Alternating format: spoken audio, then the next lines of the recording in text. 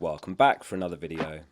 I'm very excited to jump back in and to start drafting a team for 23-24. So in this one we're going to run through my current team and where I'm at with players that are both in the team and not in the team. I'm also delighted to have partnered up with Fantasy Football Scout for this season again. I've been a member for 6 years now. There's so many useful tools in the members area, and all the stats I mention in my videos come from my data tables, which I've made public there. If you'd like to become a Scout member, I can't recommend it enough, and it supports the channel as well. Click the link at the top of the description to join, and a huge thank you again to Scout for their support. So let's get into the team. Starting in goal, and it's Pickford. He's got a decent fixture to kick the season off, home to Fulham. In fact, Everton's opening fixtures in general are very good. You almost never want to make a keeper transfer, so goalkeepers are with a longer term view. On Scout, I actually filtered the opening 8 game weeks and then sorted it by defensive difficulty, and Everton came out second top over the opening 8. Everton were obviously woeful for much of last season, but Dyche is a defensively solid manager and he'll have a full pre-season under his belt. The back 4 is Shaw, Estepinian, Gabriel and Trent. A different feel to Gameweek 1 last season, when many of us had 3 or 4 premium defenders. Shaw somewhere in between there, 5.5 mil, and he produced exactly 4 points per match last season, with a few double-digit hauls along the way. For me, Gameweek 1's all about starting as strong as possible, rather than picking some players that have a tough opening game or two before the fixtures turn. I always think take the points and run, and in Shaw's case, he's home to Wolves, which is another great fixture. Estepinian comes in at 5 mil this season, and I did wonder if he'd be 5.5 mil as well. 1 goal and 7 assists last season, and he actually scored very similarly to Shaw. He only started 1 more game, and he finished with 4 more points over the season. Again, very good first fixture, home to newly promoted Luton Town. Gabriel's price really surprised me as well. I tweeted earlier that he was top among all defenders for expected goals last season, and he comes in at 0.5 mil cheaper than White. My current feeling is that he will be nailed, as Arteta will want to deploy a left-footed centre-back on the left side, which is something that Pep always favoured as well. So 5 mil is a fantastic price, and again excellent opening fixtures for Arsenal, expecting a lot of teams to be tripled up on Arsenal come Gameweek 1. So that brings us to Trent to complete the back 4, whose price was also surprising, but for the opposite reason, higher than expected. It's been over a decade since we've last had an 8 mil defender, and I actually really like this price as it gives you more of a decision to make. His underlying numbers were phenomenal in his inverted fullback role at the end of last season. Look back to his best and it felt like he could return in any game really. He's on corners, some free kicks, clean sheet and attacking potential. What's not to love? Onto the midfield, which is Fernandes, Ødegaard, Saka and Mitoma. Bruno's price cut to 8.5 mil, surprisingly cheap. Again 9 mil or even 9.5 mil wouldn't have surprised me. Last season, only Salah racked up a higher expected goal involvement among all midfielders. Bruno finished the season with 20.06 XGI. He's on penalties, and I'm expecting Man United to look an improved team. Mount a great signing already, and I'm going to monitor his role in pre-season alongside Mount. As long as he's not moved further back, it could be an unreal pick for 8.5 mil. Rashford for 9 mil, very tempting as well. Let me know in the comments which you prefer.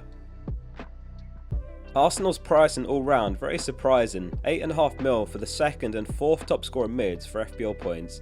Only Salah scored more points than Ødegaard, and you're looking at a 4 mil price difference there.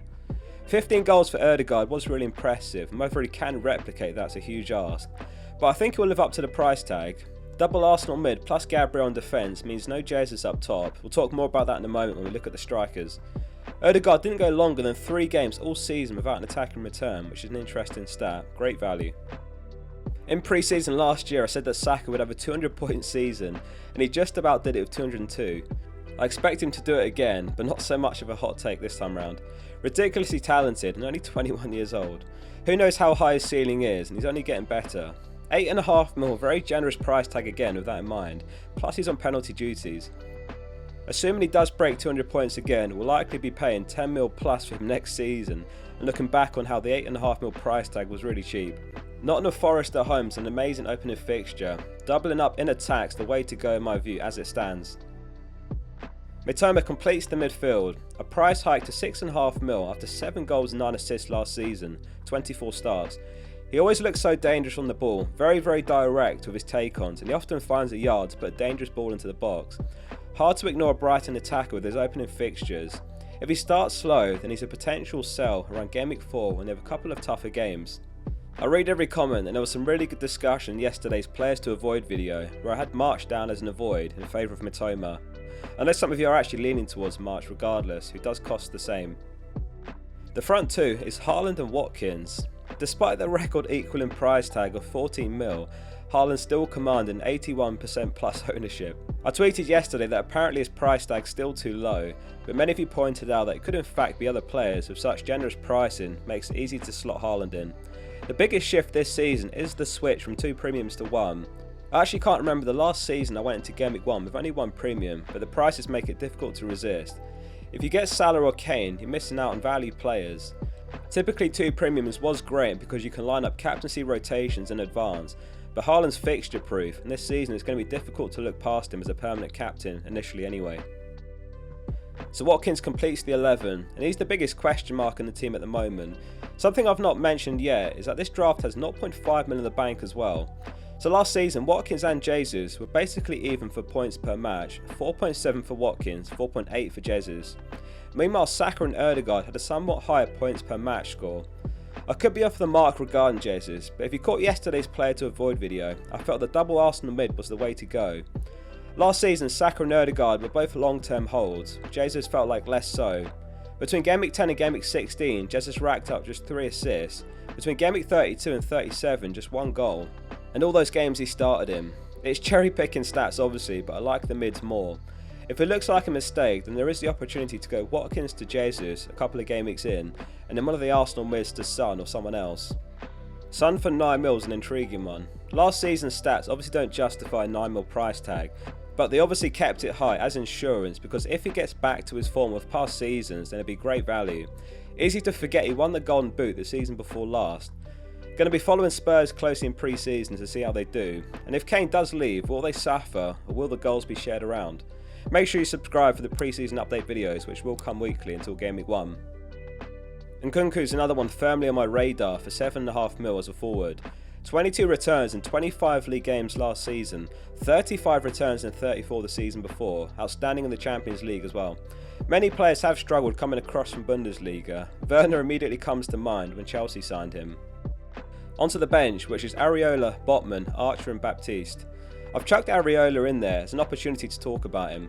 West Ham's first choice keeper still being debated, some expecting it to be Fabianski, who's 4.5 mil, though he is 38 now and perhaps will be a cup keeper instead, which would pave the way for 4 mil Areola, one to monitor for sure.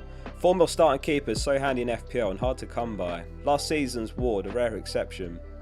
Botman's price really surprised me. He looked a certainty for 5 mil after 13 clean sheets last season. Tonali a huge signing for Newcastle as well.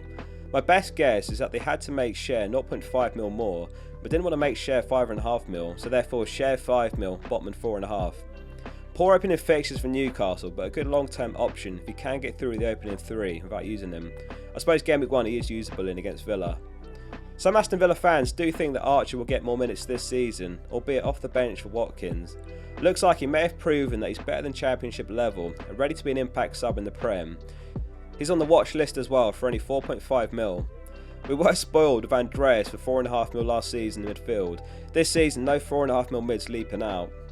There's loads of pre-season content planned on the channel, including the crucial weekly pre-season form updates and results.